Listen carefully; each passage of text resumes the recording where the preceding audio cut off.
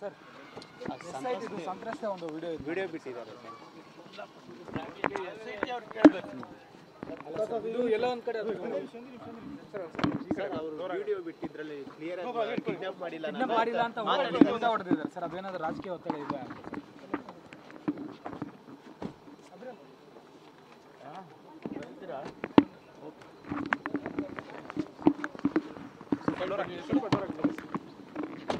Sir sir ಸ್ವಲ್ಪ ಆಯ್ತು.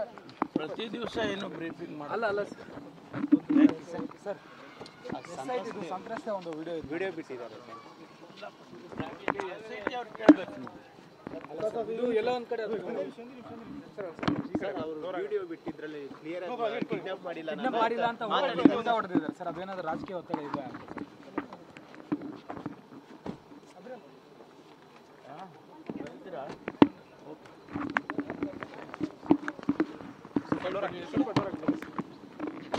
Sir sir ಸ್ವಲ್ಪ ಆಯ್ತು. ಪ್ರತಿ ದಿವಸ ಏನು ಬ್ರೀಫಿಂಗ್ ಅಲ್ಲ